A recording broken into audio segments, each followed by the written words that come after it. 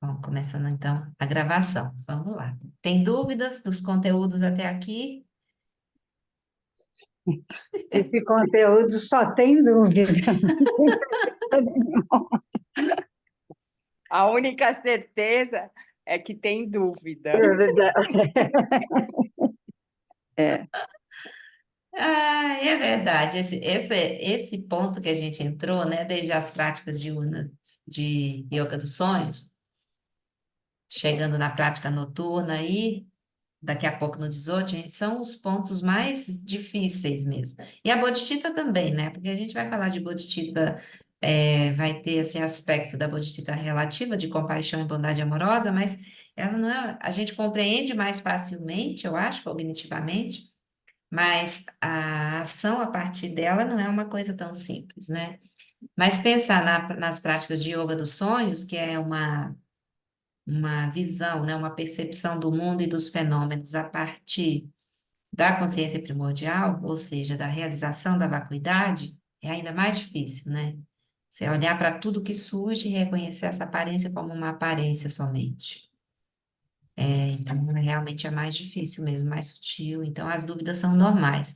A minha sugestão, assim, é que a gente não se preocupe muito, sabe?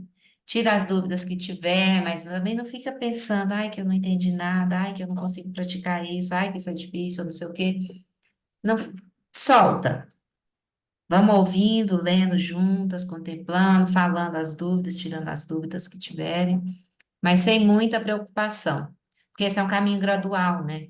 E essa parte que a gente está contemplando agora é a culminância do caminho. Então, a gente não está falando de uma coisa simples, realmente. Então, é normal que a gente tenha dúvidas. Dito isso, se quiserem perguntar ou comentar, fique à vontade. Se não, a gente já começa na leitura, que aí as dúvidas vão surgindo, né? Vamos lá, eu vou.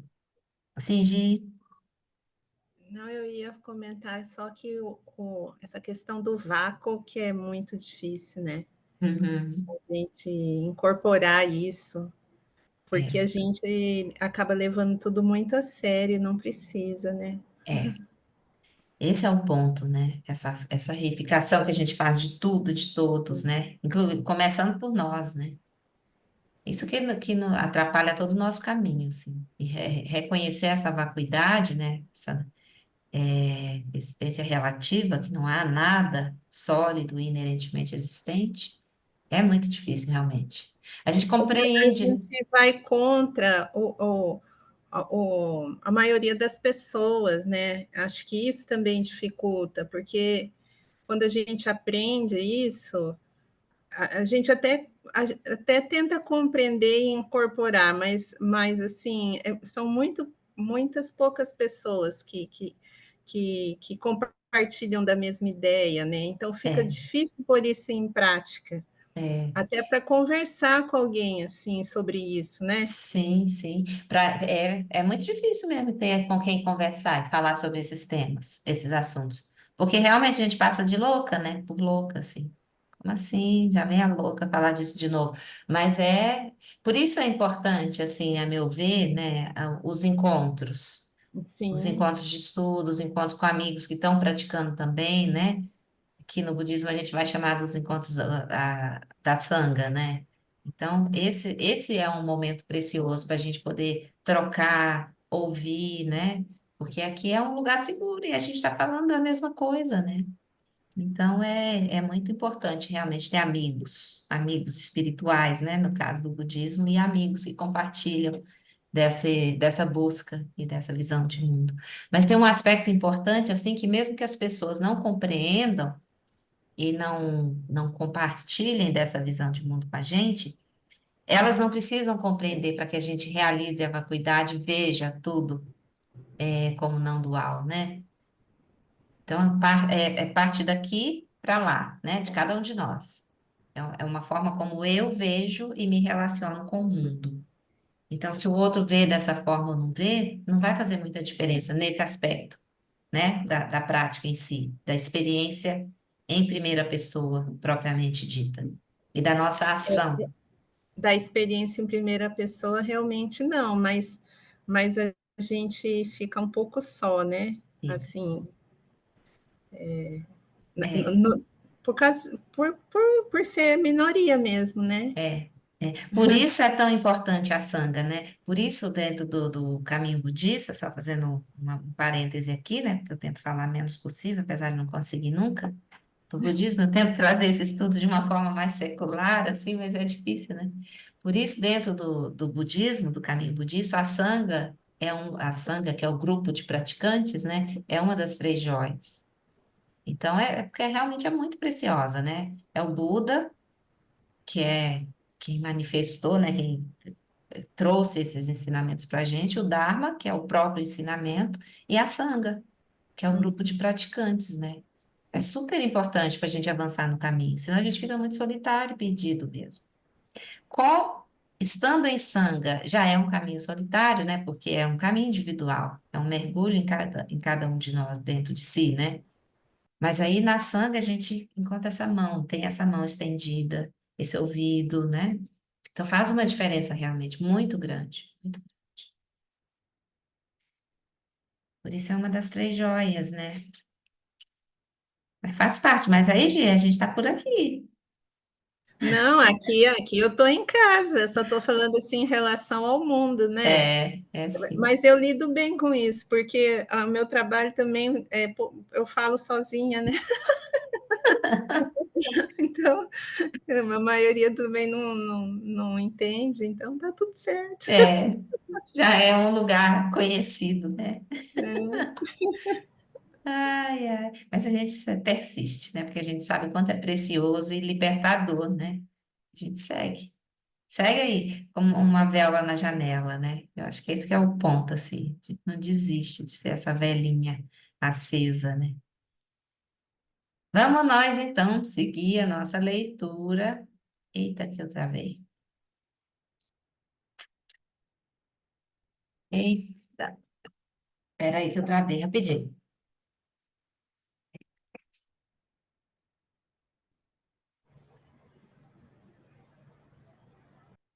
Ai, Deus meu, vamos ver se vai funcionar, porque essa com esse internet. monte de chuva, né? Às vezes Então, fica dá pior uma ainda. pane. Mas aqui na minha salinha de estudo é assim. Às vezes funciona uma maravilha, e tem dia que o negócio está difícil. Não sei o que que é, mas acho que agora vai. Então vamos nós. E agora foi. Opa, passei a página sem querer. Então a gente começou a leitura no último encontro do capítulo 13, a prática noturna de yoga dos sonhos. E aí o Lama trouxe para a gente elementos com falou sobre Stephen LaBerge, né, que estuda os sonhos, falou sobre o tempo que a gente demora para adormecer, o movimento dos olhos, né, quando eles estão estudando o sonho, a identificação do sonho a partir desse movimento ocular, e contou um sonho dele, o Alan Wallace, né, e aí ele falando desse sonho dele, foi onde nós encerramos. Então, um ponto importante aqui, interessante da gente retomar a partir daqui, que tanto o budismo quanto a psicologia freudiana consideram sonhos não lúcidos como estados de delusão. Pensamos estar lidando com uma realidade objetiva independente da nossa mente, mas não estamos. Então, finalmente, o sonho chega ao fim. Você está sonhando, né? Ele está contando que ele estava lá sonhando, estava no hotel e não sei o quê. E aí o sonho chega ao fim e você morre naquele reino do desejo, podendo depois disso passar algum tempo em um reino da não forma entre os sonhos. Em seguida vem outro sonho. As últimas 2 horas de uma noite inteira de sono contêm a maior densidade de sonhos. Um único sonho, com sua própria narrativa contínua, pode durar até 45 minutos. Muito tempo, né? Eu não imaginava que durava tanto tempo. Antes, né, de estudar isso. Por sinal, os pesquisadores descobriram que o tempo no sonho é mais ou menos equivalente ao tempo durante a vigília. Ou seja, se no sonho pareciam ter se passado 45 minutos, esse período provavelmente durou cerca de 45 minutos no estado de vigília. Portanto, esse é o formato básico do sonhar. Usando a analogia da morte e renascimento na visão budista, em uma noite você morre e em seguida renasce metaforicamente em reinos diferentes. Você morre e renasce, e segue em frente a cada uma das vezes, impulsionado pelo quê? Você morre e renasce, e continua seguindo, né? O que que te impulsiona? No Ocidente moderno, diríamos que você é impulsionado pelo subconsciente. E com base nisso, analisaríamos os sonhos a fim de lançar luz sobre o inconsciente. No entanto, no budismo, afirma-se que os sonhos emergem da consciência substrato ou da base da morte e renascimento, que é o ciclo da vida. Dessa forma, você experimenta a quintessência do samsara em uma única noite. Recordando seu sonho a partir da perspectiva de ter acabado de acordar, você pode pensar: ah, por que me agarrei a essa persona no sonho? Eu não era realmente essa pessoa. Você se pergunta: por que eu passei toda essa turbulência? Por que me agarrei a tudo nesses sonhos como se fosse real, me tornando tão perturbado e triste, tão desorientado com todas essas emoções que surgiram? Como pude me deludir tanto? A razão é simples. Você se esqueceu de quem você é no sonho, né? Aquela persona do sonho. Você se esqueceu de quem você é e se identificou com o que você não é. É claro que isso acontece porque quando adormece, você se torna amnésico até mesmo de um sonho em relação ao outro. Quando estamos sonhando, realmente nos lembramos do que estávamos realmente, raramente, raramente nos lembramos do que estávamos sonhando antes. É muito difícil até mesmo lembrarmos do último sonho da noite, ainda mais dos anteriores. Conforme você acorda, o sonho pode escapar tão rapidamente que tentar lembrá-lo é como tentar agarrar a água. De acordo com a visão de mundo budista, essa amnésia satura todo o conjunto das experiências sansáricas, conforme o nosso fluxo de consciência transmiga de uma forma de corporificação para outra. Então, assim como no sonho, né, gente, que tem muitos aspectos aqui que parecem simples, mas são importantes. Quando você está, essas comparações que ele traz aqui para a gente, né, de quando você está sonhando, é como se você estivesse no reino do desejo. O reino humano é um reino do desejo, né, pensando na analogia budista. Você está sonhando, tem sempre um movimento de emoções relacionadas àquela persona que nasce no sonho, não é? Ou tem desejo mesmo, ou tem aversão, ou tem medo, raiva. Tudo isso característico do reino dos desejos surge junto, nasce junto com essa persona do sonho, né? Quando esse sonho acaba, aquela persona desaparece. É como se ela tivesse morrido. O sonho se manifestando, o reino do desejo, o reino da forma. Tem uma forma, um formato. Ainda que seja abstrato, mas tem ali uma forma. Quando essa persona dissolve de volta para o substrato, no sonho, né? É como se fosse o processo do morrer. Essa persona morreu, né? No sonho. E aí tem um espaço de tempo, até que surja uma nova persona de sonho. Esse espaço de tempo ele faz a analogia com o reino da não forma. Por quê? Esse fluxo que faz com que essas personas diferentes emerjam e desapareçam no sonho, esse elemento, esse fluxo da consciência substrato, ela continua. Ela não deixou de existir quando aquela persona morreu no sonho, né? Ela segue operando, mas de uma forma como se estivesse quase adormecida também, né? Não tem muito movimento, mas ela está ali presente. Então, não tem formas se apresentando. Não tem desejos, não tem aflição. E aí, de repente, surge uma nova persona, um novo sonho. E você surge com uma forma igual à do seu corpo, ou diferente, enfim. Então você nasce de novo. Daqui a pouco esse sonho dura, daqui a pouco ele dissolve, acaba. E você morre de novo. Então, quando a gente está dormindo, né, esse estado de sono, é um contínuo fluxo do nascer e morrer, que é semelhante a essa experiência que nós vivemos. Então, surgiu a pessoa do sonho e morreu. Esse fluxo da consciência substrata, ela continua. Daqui a pouco surge outra pessoa do sonho e morre, surge e morre. No nosso estado de vigília, é isso que acontece também, né? A gente surge nesse corpo, a gente se manifesta, né? Surge a partir de causas e condições, esse corpo aparece nesse mundo que a gente está. E esse corpo se move, faz coisas, tem desejos, tem aversões, tem alegrias, tristezas, medos, angústias, tem tudo, né? Vai chegar um momento que esse corpo vai deixar de existir. A gente vai morrer. Esse corpo vai morrer, né? Mas o fluxo, a consciência substrato, que é onde está marcado, registrado, todas essas marcas mentais de muitas vidas, né? Ela segue. E daqui a pouco ela se manifesta num outro corpo, numa outra vida. Então, essa não é uma comparação, né? Mas é da mesma natureza essas duas experiências. Com a diferença que uma acontece todo dia de noite, enquanto a gente dorme, a gente nasce e morre várias vezes, e a outra acontece ao longo dessa nossa existência.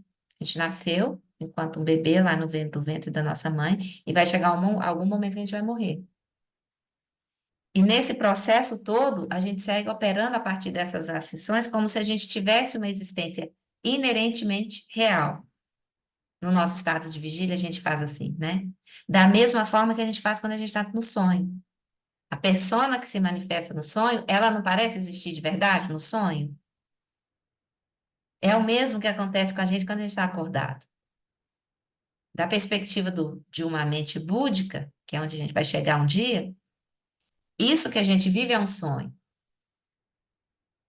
Eles percebem, veem isso como um sonho, assim como a gente, quando está desperto, acordado na vigília, percebe que o sonho da noite era um sonho, não tinha uma existência real inerente. Mas no momento que a gente estava sonhando à noite, aquele sonho parecia muito real. Tanto que às vezes, dependendo do sonho, você acorda com taquicardia, sudorese, né? Assustado. Às vezes até grita, né? Estão Ô, compreendendo assim? Aline, Sim, Gi. esse termo que você usa, vigília, né? Eu não, Dá uma vamos aqui, usa, só sensação. repito. Não, eu sei. Dá uma sensação que vigília, você está vigiando, né? Então, assim, se você está vigiando, você está acordado, né? É, Eu pode ser sei, uma. eu sei que não, mas para mim dá uma sensação assim, sabe? Aham. A nossa mente vai buscar essas conexões, né? E é útil, né? Se você tem essa sensação, né? Você está acordada, de certa forma. Não necessariamente você está vigiando tudo que está acontecendo, mas você está. É como se você estivesse, entre aspas, desperto, né? Na verdade, não está desperto, a gente está embaralhado em todas as nossas aflições, né? Mas é isso, né? O estado de vigília é esse estado onde a gente está acordado, a gente não está dormindo. Se a gente estiver na perspectiva da mente búdica, a gente não está acordado, a gente não está desperto aqui agora, né? A gente está sonhando. Mas como a Mas, gente não mas está nessa mesmo perspectiva, mas mesmo em vigília, sob esse aspecto, está dormindo. sim, sim. Que essa nossa manifestação é uma manifestação de sonho, né? Esse é um termo muito, muito usado no budismo, né? Os professores falam isso direto. É uma mente de sonho, é um corpo de sonho, é um professor de sonho. Tudo é de sonho, não tem nada que é real. E a gente toma as coisas como reais, né? E é por isso que a gente sofre tanto. Fez um pouco de sentido, Claudinha?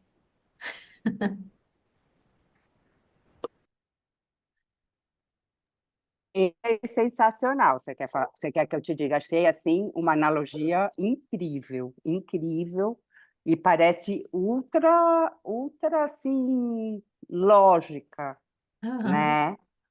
Só que perceber o sonho é fácil, mas a perceber que a minha realidade, entre aspas, é um sonho que é a minha dificuldade, que Ai, deve ser. querida, foi nossa, é de todo mundo. Então, essa coisa é muito, muito complexa. Acho que eu vou demorar não sei quantos exons, É, uns. eu Tem pressa não. A não gente, ó, sei, uns milhões. não, A gente milhões. vai se divertindo um Vai, então. pouco, né? A gente vai tomando contato agora. Olha só, que legal que eu achei aqui. É que eu gosto de etimologia, né, da palavra. Aí eu procurei vigília. E na etimologia, eles falam que a palavra vigília, ela vem do latim sopor, é sono profundo. Aí, olha que interessante. Interessante, né? Aí daí faz mais sentido ainda, Pois é, eu nunca tinha né? pesquisado. Faz mais sentido, porque é um sono profundo mesmo que a gente está, né? Mas a gente tem É, certeza que a gente está desperto, que a gente está acordado, né? E vendo as coisas como eles elas falam são. assim, ó, é um estado ordinário de consciência, complementar ao estado de sono. Olha só. Interessante, né? É, Eu adoro etimologia, ela dá tanta resposta para a gente. amplia mais a nossa perspectiva, né? A nossa compreensão. É muito bom. Bom, vamos seguindo mais um pouquinho. Eu acho que devagar, né, gente, talvez vai ficando mais fácil de compreender, né? Assim, eu estou falando de pontos que eu acho que são importantes a gente contemplar aqui, eu falar mais detalhadamente, mas se vocês quiserem, na leitura de alguma parte, falar, isso eu não entendi muito, pode interromper durante a leitura, tá? Não, mas essa tua explicação foi sensacional. Que bom, clareou um tico mais, né? É, não, Tico, não. Claudinha, figura. E agora, não marquei, não, gente?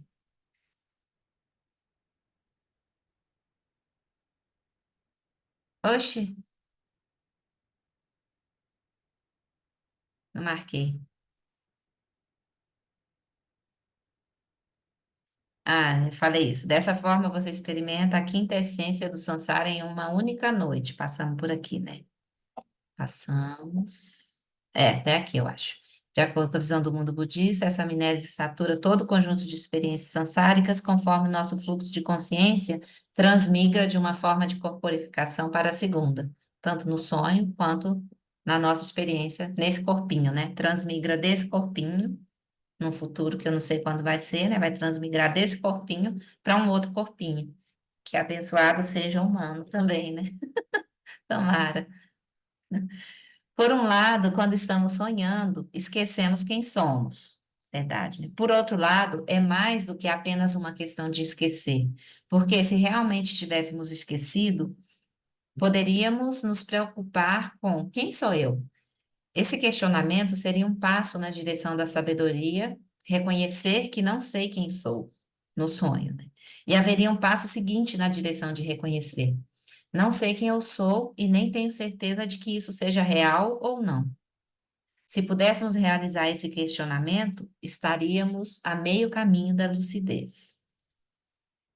O Buda afirmou ter despertado e, segundo a sua perspectiva, estamos todos adormecidos. Todos os nossos estados, incluindo o sono e a vigília, são um sonho.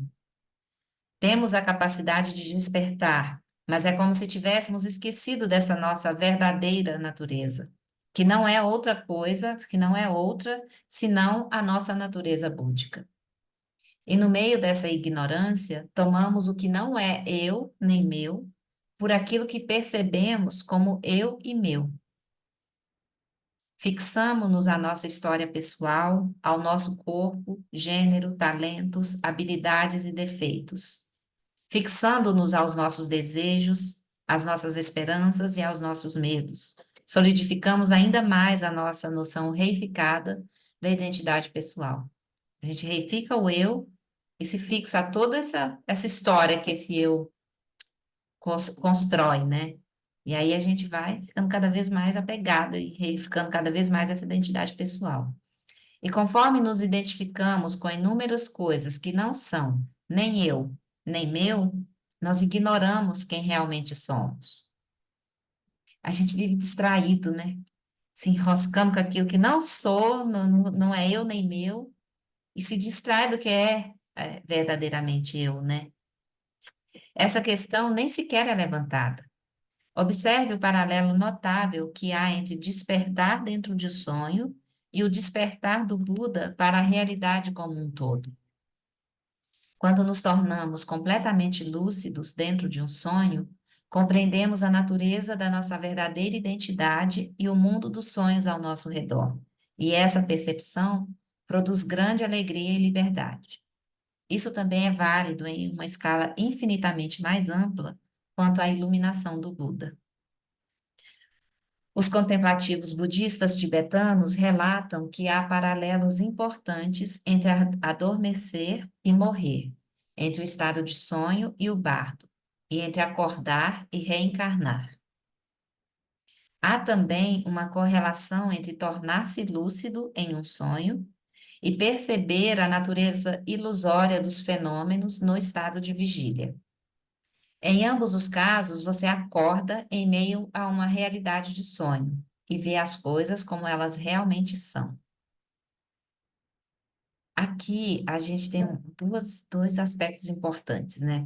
Quando a prática do sonho lúcido é a prática que a gente vai desenvolver a habilidade de reconhecer o sonho enquanto sonho no momento em que a gente está sonhando. Vocês me ouviram? Que eu travei, né? Travou. Eita vida. A prática de yoga dos sonhos vai trazer para a gente essa possibilidade de desenvolver a habilidade de sonhos lúcidos, né? De reconhecer o sonho como sonho, o sonho da noite, né? De quando a gente está dormindo, no momento em que a gente está sonhando.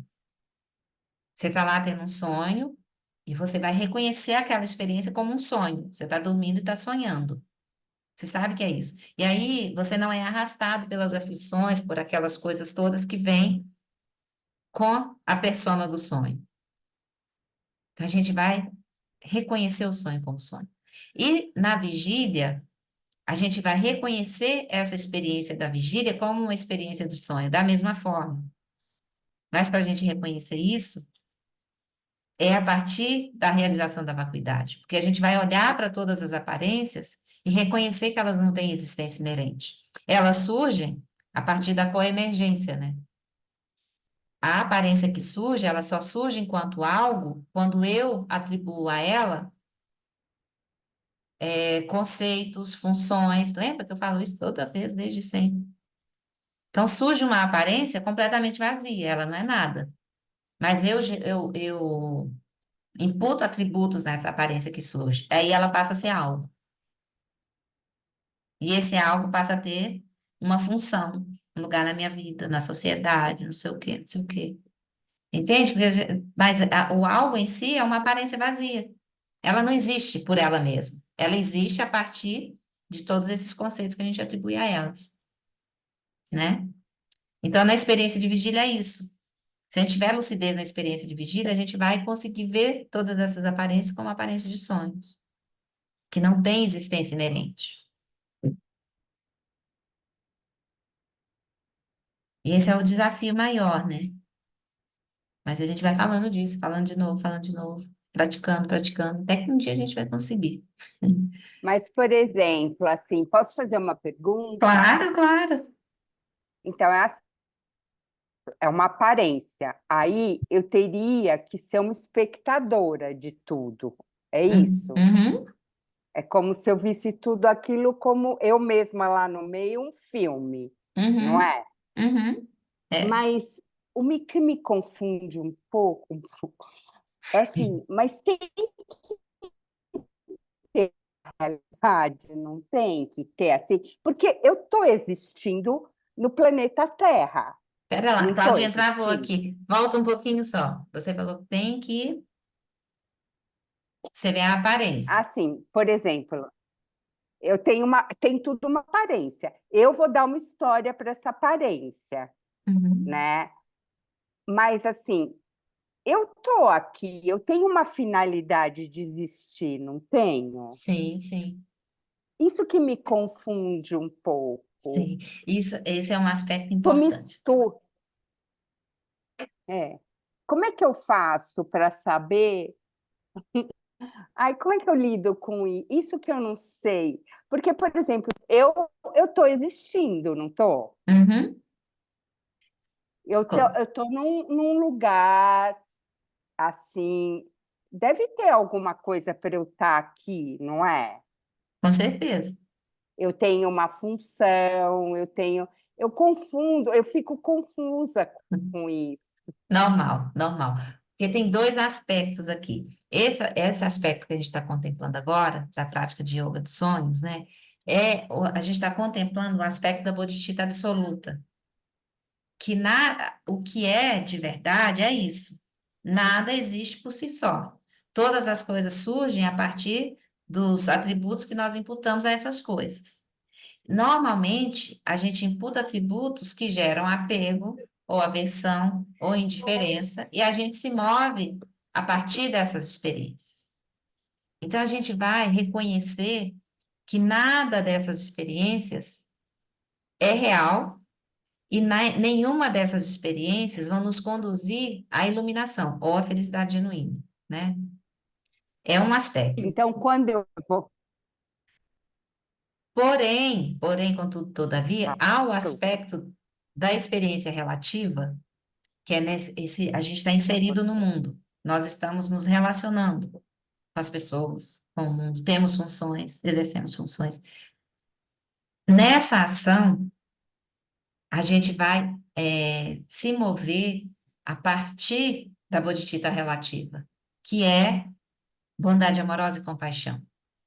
Quando nós olhamos para esses seres todos, e para nós mesmos também, primeiro, né? Para nós e para todos. E reconhecemos que não há existência inerente em nenhum desses fenômenos, nem eu, nem o outro, nem nada. Toda essa trama de acontecimentos se dá a partir dessa atribuição de conceitos, que inclui um lugar na minha vida, uma função na sociedade, inclui tudo isso.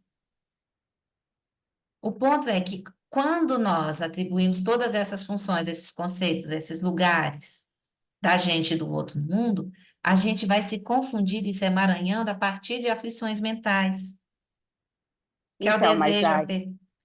mas aí eu vou conseguir me locomover sem estar nesse emaranhado, é isso? Exato, exatamente. Olhando para tudo, reconhecendo tudo como vazio de existência inerente, porém, no aspecto relativo, essas coisas funcionam de uma forma interdependente. E eu vou E, ver isso de uma maneira mais pura. exatamente. Com o olhar de um Buda, né? Que eu não sei qual é também. Eu estou falando com vocês dentro da pouca experiência que eu tenho e do que eu ouço muito dos professores. Então, a gente vai olhar para isso e a gente vai ter desenvolvido já, cultivado e realizado a bodhicitta relativa. A nossa capacidade de ação, ela se dá a partir de bondade amorosa e compaixão. Então, quando nós olhamos para todos esses seres aflitos, nós reconhecemos que não há nenhuma causa específica de aflição que não seja a ignorância, além, né, da ignorância da ilusão, que vai gerar toda a gama de aflição mental. Desejo, apego e tudo isso que a gente, aversão, tudo isso que a gente se embrulha, enrola e sofre nas nossas relações. Então, há um aspecto absoluto onde nada existe, realmente, não tem existência inerente, porém, tem uma existência relativa. Eu sei que é Mas, complexo. Aline, quando quando se chega na absoluta, porque ela é uma consequência da relativa, não é? Não, Ela não, vem depois. não necessariamente, depende do caminho, sabe? Por exemplo, aqui ela está vindo depois, nesse livro. O Lama traz ela depois da. A gente está fazendo um caminho gradual, né? De chama-ta, de ser o Certo, que. mas assim, mas, por exemplo, assim, uma pessoa pode ficar ali só até a relativa e outra pode chegar até a absoluta, certo? Uhum. Mas tem. Aí, mas chegando na absoluta, eu sei que você também nunca chegou, mas assim, teoricamente, chegando na absoluta, não se chega à conclusão que nem a existência do ser existe? Chega nessa conclusão. Porém, assim, não é um caminho assim, você realiza um para depois realizar outro. Você pode realizar a bodhicitta, ter a realização de bodhicitta relativa e não ter a realização de bodhicitta absoluta. Não, eu E entendi. vice-versa. O que eu quero entender melhor é assim: quando se chega na absoluta, a conclusão é essa, de que, na verdade, nem o ser em si existe. A bodhicitta absoluta é a realização da vacuidade. Né? Então tá, então eu entendi certo. Era só Isso. isso que eu queria É saber. a realização da vacuidade. E aí, nessa realização, é que emerge sabedoria. A sabedoria de observar as pessoas, os seres todos, não só pessoas humanas, os seres todos, e reconhecer as causas de sofrimento para cada um desses seres, que são Mas diversas. daí você tem um olhar para todos esses seres Tem, de que tudo não passa de um sonho, exatamente, tá? exatamente. Mas aí, se você tiver só a realização de bodhicitta absoluta, você vai só olhar e não vai fazer nada. Por isso que se diz que a sabedoria sem compaixão é escravidão. E a compaixão sem sabedoria também é escravidão. Não, Então, eu já penso que se você tem esse olhar, imagino eu, né? Que se você tem um olhar de que tudo não passa de um sonho, você não vai ficar tão empático com tudo, né? Porque você sabe que é um sonho, e você vai estar num lugar onde você vai ter um distanciamento assim daquele sofrimento, e por isso você pode ajudar. mas se você Eu, não tiver a realização de bodhicitta relativa, você não vai ajudar. Você não tem compaixão no seu coração. Você realizou a na sabedoria. absoluta não tem Não, compaixão. não, é a realização da sabedoria. É uma das asas da iluminação, uma. Mas se você realizar a Na, vacuidade e não for além dela, você vai renascer no reino da não forma. Você realizou um alto nível, você tem um alto nível de realização, porém, você não tem o engajamento. Porque essa realização, a busca dessa realização é para que a gente possa usar dela para ajudar as pessoas a se livrarem de sofrimento, né? Se a gente, quando a gente realiza a vacuidade, a gente realizou o elemento de sabedoria desse caminho. Mas a gente ainda não está agindo, não tem ação no mundo. Se a gente só parar aí, você vai renascer no reino da não forma. Vai ficar lá, tranquilona, tranquilona, só observando de longe, reconhecendo tudo, mas não é que fazendo eu nada. acho que Até que chega uma o hora que você nome renasce de novo absoluto no reino dos infernos. Mas porque você é pensa que que absoluto contempla tudo, Gi? é, Não.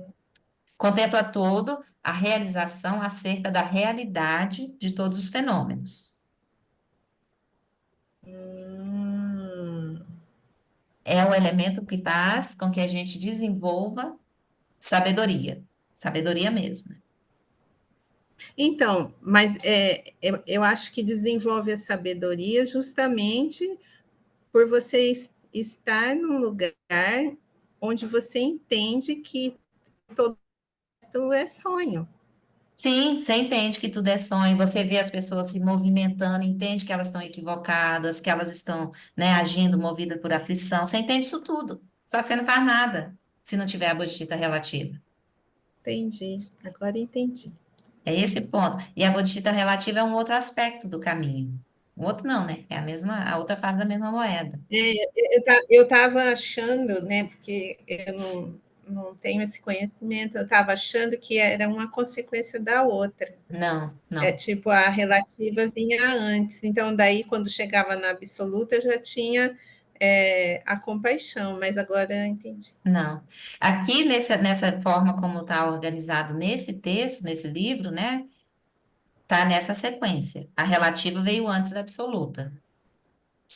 Por exemplo, no estudo que a gente tem na quarta, que é o estudo do treinamento da mente em 7 pontos, é completamente diferente. A gente começa com as preliminares e é lançado na bodhicitta absoluta. E só depois vem todo o resto, a bodhicitta relativa e todo o caminho de desenvolver ética, na nossa relação com o mundo. E aí, assim, é outro tipo de texto. São os mesmos ensinamentos que vão conduzir a gente no mesmo lugar. Mas tem textos que são organizados, fazendo um caminho gradual, né? Primeiro você pacifica a mente, depois investiga a natureza dessa mente, desses fenômenos, depois desenvolve as 4 incomensuráveis, depois bodhicitta, depois relativa, depois bodhicitta absoluta. Então, depende do texto e de quem está ensinando, né? Mas são todos, assim, textos clássicos, né?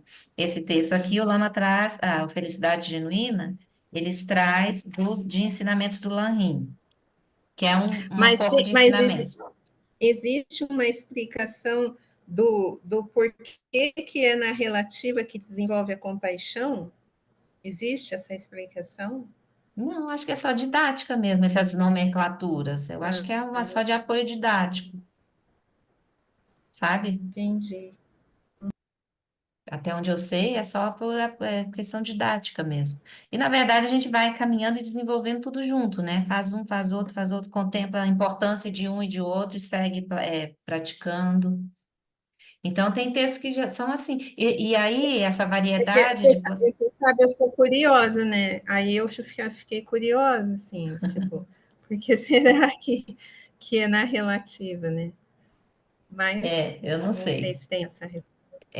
Eu não tenho essa resposta agora, eu não sei. Eu acho que é uma questão didática, mas não sei se escolheram esse nome por alguma uma questão específica, né? Pode ser, não sei. Não sei te dizer. Mas aí a forma das diferentes organizações dos ensinamentos também são feitas assim, né?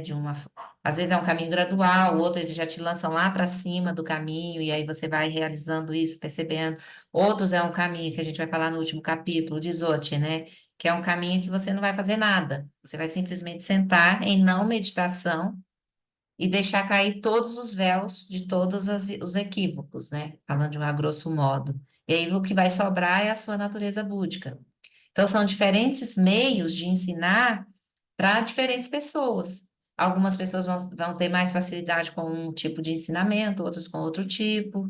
Mas, na verdade, eles contemplam tudo a mesma coisa, né? Dizem que são um caminho mais rápido, outros são um caminho mais demorado, né? Mais lento, mais gradual. E aí, essa diversidade é para que cada pessoa consiga compreender onde está, né? Por isso tem tantas diferentes, mas no fundo é a mesma coisa, Mas a absoluta, ela é um nível a mais elevado, né? sem dúvida, sem dúvida, sem dúvida, que é a realização da vacuidade, né? Prajna Paramita, assim, você realizou uma das coisas mais preciosas, assim, do caminho, que é a sabedoria. E uma vez alcançada, ele vai falar isso daqui a pouquinho. Uma vez que você tenha essa realização, ela é irreversível, né? Mas você precisa se engajar no mundo, porque ela por si só, sem a outra asa, né? A compaixão pode trazer problemas, né? Mas aí ele vai falar isso mais adiante, no texto. O fato de não ser reversível é bem esperançoso, né? É. Mas sabe que Porque daí tem. você já sabe que chegou ali, né? Isso aí já Então, dá um conforto no coração. mas sabe que eu nem sei, Gi, se seria bom. Eu não sei se perguntar para mim se você queria realizar a Bodhicitta. Você pode realizar só a Bodhicitta absoluta nessa vida e nada mais. eu não sei se eu queria, assim, de verdade, sabe? Só porque aí o receio de renascer num reino da não forma e ficar éons lá, sem a É. possibilidade de seguir e me engajar no mundo, porque a minha motivação e a minha inspiração, a minha aspiração também, é de poder ajudar as pessoas. Então, se eu realizo, tem uma Mas me esclarece realização. uma coisa, eu sei que não é aula de budismo, mas só para eu entender. O reino da não forma seria tipo igual pedra? Não, Nascer pedra? é um reino de deuses. É um reino de Deus, Ah, de seres de grande realização, assim, que realizaram, por exemplo, a vacuidade, mas não se engajaram no movimento para realizaram Shamatha também, alguns repousam no reino da não forma, mas não se engajaram no mundo para aliviar o sofrimento dos seres. Aí é como se houvesse uma certa indiferença em relação ao sofrimento do mundo. E aí você fica lá nesse lugar, que não é um lugar, é né? tipo aqueles, é tipo aqueles, é tipo aqueles, como chama aqueles indianos que chegam num estado que ficam na rua, porque eles estão nesse espaço também de vacuidade, assim? É tipo isso? Porque eles não param para ajudar, ao contrário, eles ficam esperando ali É, tem uns que parar. tiveram, depende da realização, né? Não dá para saber qual realização eles tiveram, mas quando você tem só a realização de Shamatha, por exemplo, da quiescência, né? Também não há engajamento no mundo. Você Ah, alcançou um nível de quietude, e aí você só quer repousar nesse estado de quietude e bem-aventurança. ô, gente, desculpa aí eu perguntar, é que eu não entendo, tá? Eu, Tranquilo. eu queria dizer que eu super agradeço a Cláudia e a Gi hoje, porque as dúvidas delas iluminaram tanto a discussão, né? Tanto a questão da palavra vigília que a Gi trouxe, quanto desse absoluto versus relativo. Eu também pensava em termos de um antes e um depois. Também a dúvida da Cláudia, eu acho que é super bem-vindo. Eu acho que eu não tinha nem conseguido ter dúvidas, de tão mais confusa que eu estava do que elas. Então, para mim foi, eu agradeço muito vocês. Ai, que bom. Ah, é Sabe quando muito você vai bom. para uma aula que você não consegue nem dúvida? Eu já estava nesse parâmetro ainda. Mas é bom demais, né? Quando tem dúvida, assim, É, é muito precioso, porque realmente abre um espaço para compreensão, né? E é isso, várias vezes e, eu tenho essa sensação também, de não ter nem dúvida, porque a gente fica meio é, atordoada quando a coisa me parece muito pode complexa. ir. Foi muito bom tudo hoje, a analogia primeira que você explicou hoje, para mim, nossa, eu agradeço. E só uma dúvida, Inês, uma curiosidade, na verdade, será que essa realização da vaidade, essa chegar nessa bodhicitta tem a ver com aquelas duas estilos, modalidades, linhas de budismo, que é o Mahayana existe nessa asa da compaixão, né? Uhum. Poderíamos dizer que só atingir a bodhicitta absoluta seria um outro estilo, uma linha do Tra- budismo? Travou um pouquinho aqui, Leila. Você falou do budismo Mahayana, você citou alguma outra escola, não? Isso não estou lembrando o nome, mas não tem uma outra escola que não reforça essa necessidade da outra asa, da compaixão, do engajar-se no mundo? Uhum. Tem. Essa é uma característica, a ênfase no caminho do Bodhisattva é uma característica muito marcante que é o norte do budismo Mahayana, né? O grande veículo, né? O É. fundamento da nossa prática é esse, né? A gente poder alcançar a realização para a gente poder ajudar as pessoas, os seres do mundo. Porque se a gente olha para o mundo, quantos seres em sofrimento? Como é que a gente pode alcançar um nível de realização, de bem-estar e de liberação e não ajudar essas pessoas que estão sofrendo, né? Então, essa é uma visão do Mahayana. Mas tem escolas que não enfatizam tanto realmente o caminho do Bodhisattva, né? E dentro dessas, eu não vou saber te dizer agora uma específica, não sei se Theravada, talvez, Leila. Mas é uma É, coisa fácil de Theravada. É uma acho que coisa fácil. Theravada, É. Theravada, é. Então, assim, diferentes escolas têm oferece diferentes caminhos para alcançar a iluminação.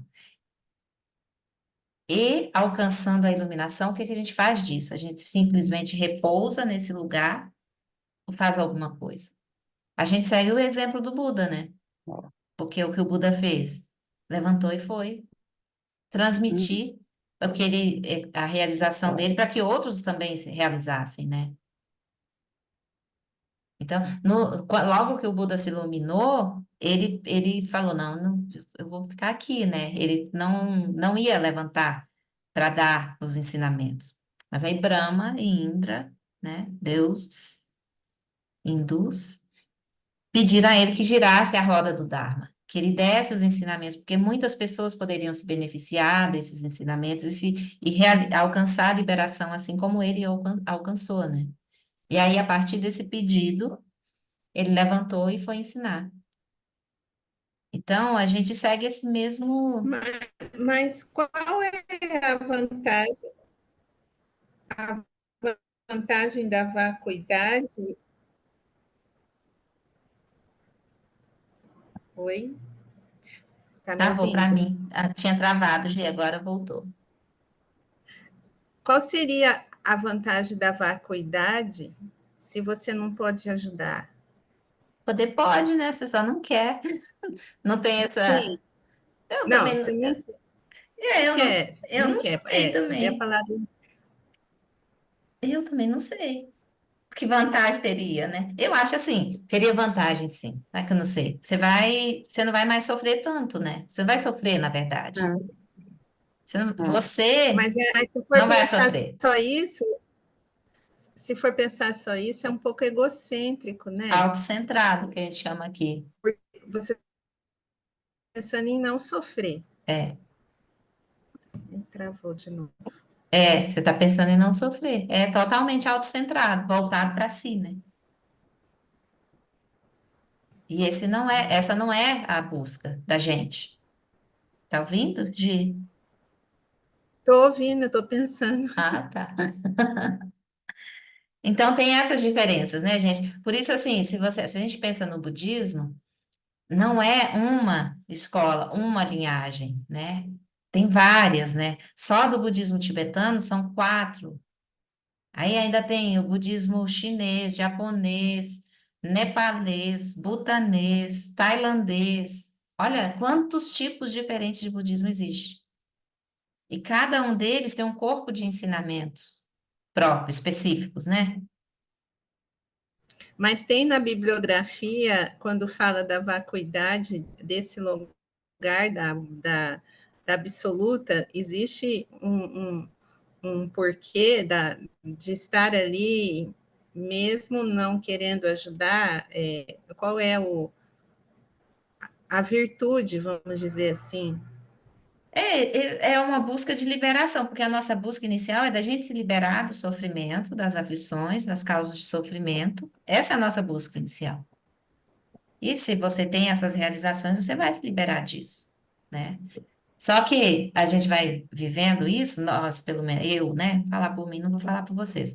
Mas à medida que vai percebendo os benefícios do caminho, como que a gente não vai falar sobre isso para quem quer ouvir? É um outro ponto, né? Para quem quer ouvir. Não tem como não falar, né? Porque a gente sabe que vai ajudar as pessoas que querem ouvir a também ficarem melhores. Mas tem outras escolas, das outras escolas eu não vou saber te dizer, assim, porque eu nem o leio, até gostaria de ter tempo, mas eu não consigo, assim, para fazer essa comparação ou essa equivalência, né? Eu não sei te dizer de outras tradições. O que eu estudo de verdade e pratico é o budismo tibetano. E é dentro do budismo tibetano, o budismo mahayana. Práticas, principalmente do Vajrayana. Então, assim, é um monte de coisinha que traz ensinamentos de um jeito ou de outro. Mas no budismo tibetano, de uma forma geral, a gente pode dizer que eles são perpassados, todas as escolas, pelos mesmos ensinamentos, pelos mesmos mestres, professores que existiram no Tibete, né? Transmitindo o Dharma do Buda. Então, desde Guru Rinpoche, Padmasambhava, aí vem Shantideva, Atisha, Asanga, todos esses estão presentes nas diferentes escolas do budismo tibetano. Agora, dos outros países, eu realmente não saberia dizer, assim. Mas não tem, a meu ver, assim, essas realizações a gente busca para poder ajudar as pessoas também, né? Porque toda a gente sofrendo, a gente já sofreu tanto e a gente sabe o quanto é terrível ficar sofrendo, e se tem um caminho de liberação do sofrimento, a gente quer mais é que as pessoas saibam, né? Claudinha ia Quan- perguntar. quando você fala Vajrayana, o que quer dizer? É Mahayana, Vajrayana. O que é Vajrayana? Uma prática também, uma escola do budismo tibetano, que tem práticas mais específicas, assim. Tem práticas de Guru Yoga, tem mais rituais de você ver deidades, fazer práticas de oferenda a essas deidades, sabe? Fazer práticas de sadhana, que são sadhanas específicas para algumas deidades, que são representações de diferentes sabedorias búdicas, né? Então, você vai fazer prática de Vajrasattva, de Vajrakhilai, tem um monte de coisas. E aí são Mas isso práticas, é outra escola? é uma linhagem. É uma linhagem dentro do budismo Mahayana, mas é uma linhagem. Na verdade, acho que ela não Ah, está dentro do... contemplada. Eu não sei se ela está contemplada no budismo Mahayana, porque assim, a meu ver, tá, mas tem quem fala que tá e quem fala que não tá. Porque tem assim o budismo Ah, tá. Mahayana, que é o Não, só grande para veículo, só para me... tem o Vajrayana, que é mais específico, mais sutil e mais sofisticado. Sofisticado é um jeito de falar que é mais difícil. Mas falam isso, então eu repito isso também, né? E tem o Dzogchen, que aí é o mais complexo. Dizem que é o mais não complexo, porque não tem nada, estado búdico sem meditação, como foi um retiro que o Alan Wallace deu para gente, que é o cume, se a gente pensar nessas práticas todas, nesses caminhos todos, como um muito difícil, mas que traz um caminho gradual e mais simplificado, entre aspas. Um outro mais complexo, que tem muitos rituais e leva para o mesmo lugar. E o outro que você não faz nada, você só repousa e deixa que a sua natureza se revele, que é o Dzogchen. Esse parece o mais simples, né? O Dzogchen. Mas, a meu ver, é o mais difícil, porque só sentar não é só sentar, né?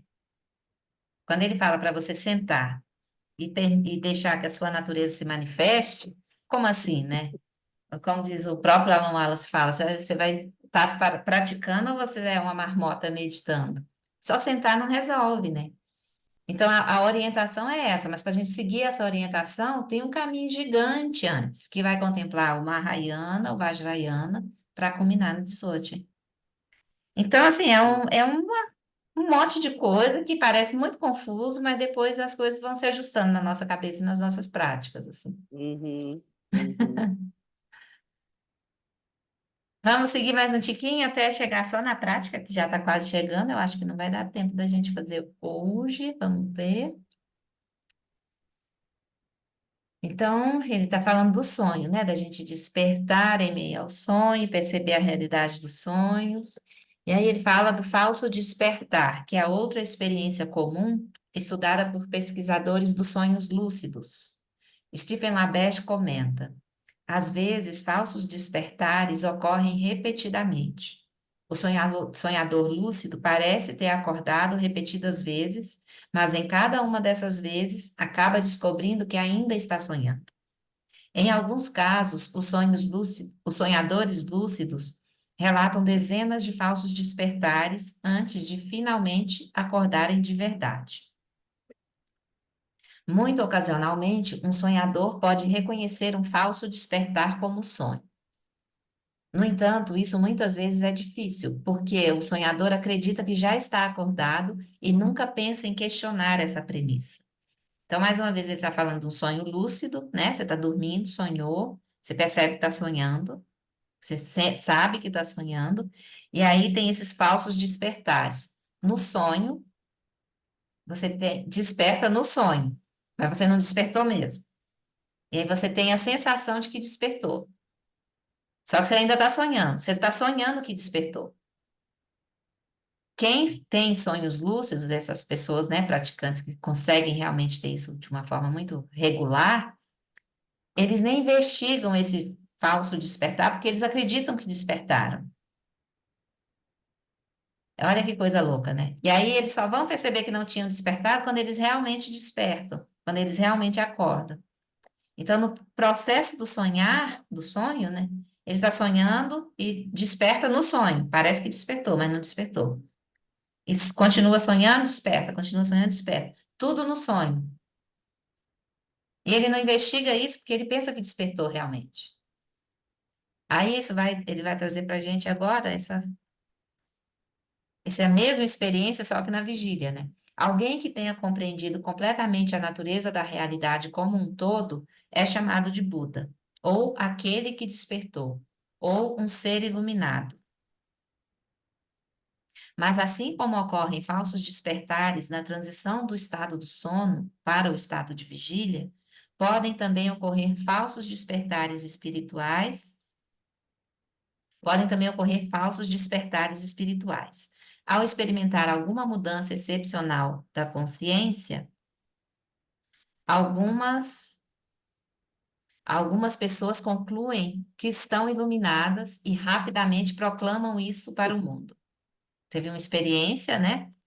Uma experiência, uma mudança da consciência e acha que iluminou. E aí vai dizer aos quatro ventos que está iluminado, né? Mas em muitos casos, os estados místicos de consciência que experimentaram são transitórios e elas acabam retornando às atitudes e comportamentos de costume. É importante reconhecer esses falsos despertares pelo que são, sem chegar à conclusão prematura de que, como o seu próprio despertar foi transitório, ninguém mais pode ter encontrado algo mais duradouro. A pessoa pensa que despertou e não despertou, aí daqui a pouco ela percebe que realmente não tinha despertado. Ela vai falar, ah, então esse caminho não serve, é pura balela, né? Desacredita do caminho, sem seguir, né? E desacredita, inclusive, de que outras pessoas realmente despertaram. O fato da pessoa se enganar pode fazer com que ela desacredite e fale mal ou desacredite o próprio caminho, né? Nenhuma tradição espiritual tem o monopólio da definição de iluminação, mas na tradição budista, essa realização significa estar sempre livre de todas as aflições mentais e obscurecimentos, como egoísmo, desejo, hostilidade, inveja e arrogância, bem como dos sintomas de tais aflições, incluindo ansiedade, depressão e frustração. O coração e a mente foram curados de suas tendências aflitivas de forma completa e irreversível, e isso se reflete no comportamento. Mas a ocorrência dos falsos despertares está descrita até mesmo na literatura budista tradicional. Há um relato envolvendo um monge mais velho e seu discípulo iniciante. Enquanto o mestre equivocadamente pensava já estar iluminado, seu jovem discípulo tinha realmente atingido a liberação, mas continuava o treinamento para adquirir mais conhecimentos e virtudes. De maneira intuitiva, reconhecendo que seu mestre havia avaliado mal o seu próprio grau de amadurecimento espiritual, o discípulo traçou uma estratégia para trazer o velho monge à realidade. O discípulo criou mentalmente uma aparição de um elefante enfurecido e projetou essa ilusão para que seu mestre pudesse vê-la. O mestre confundiu a ilusão com um elefante real e, em pânico, saiu correndo. Quando o discípulo o alcançou, após a dissolução da aparição, ele calmamente perguntou: Mestre, é possível para um ser iluminado sentir tanto pânico frente a uma ilusão? Esse foi o toque de despertar necessário para o mestre, que voltou para sua própria prática com uma compreensão mais clara do que ainda precisava ser realizado. Então é isso, né? Esse despertar Em algum momento ele vai acontecer, né? E quando ele acontecer, a gente está livre de todo e qualquer tipo de aflição e consequências dessas aflições, né? E até lá é bom que a gente não se engane, né? Pensando que despertou e não despertou. Querem perguntar mais alguma coisa? Como estão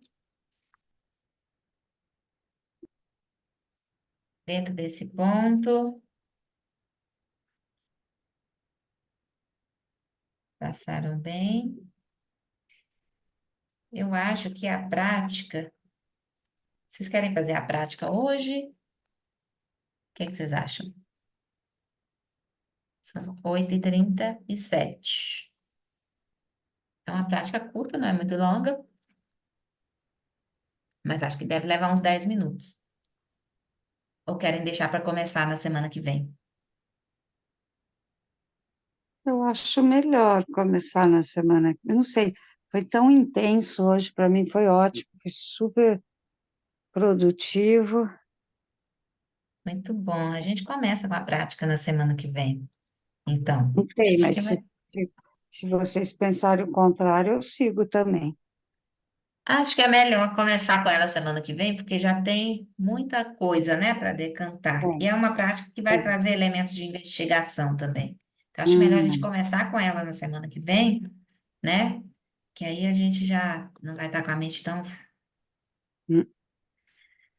Acho que é por hora é isso, né? Mas então vamos fazer só uns 3 minutinhos só de respiração, só para a gente encerrar assim, decantar um pouquinho esse blá blá blá todo que eu lancei na cabeça de vocês hoje, né? Mas que nada, acho que foi muito bom, tantas dúvidas também. Então, antes de tudo, a gente vai retomar só a lembrança na nossa mente, né, da importância de manter uma postura adequada para a prática. Uma postura que nos permita ficar estável, relaxadas, mas sem adormecer.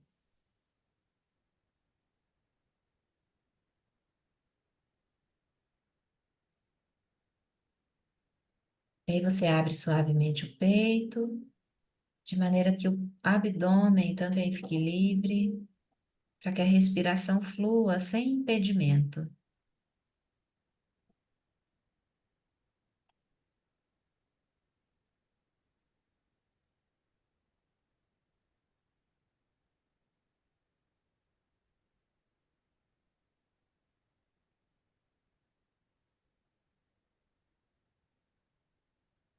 Então você vai recolhendo a sua atenção de todos os elementos dos quais ela se ocupou até agora.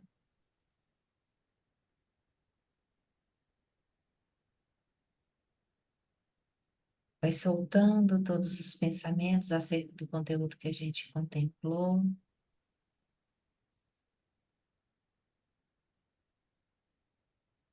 Recolhendo a atenção para as sensações do corpo e direcionando esse fluxo de atenção para as sensações da respiração.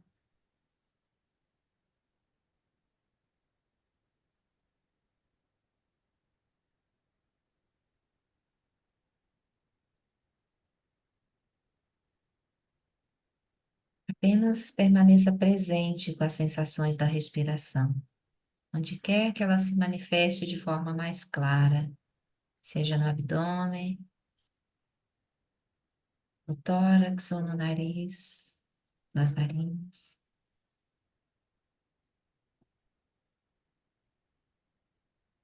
Apenas repouse nesse sentido do fluxo respiratório.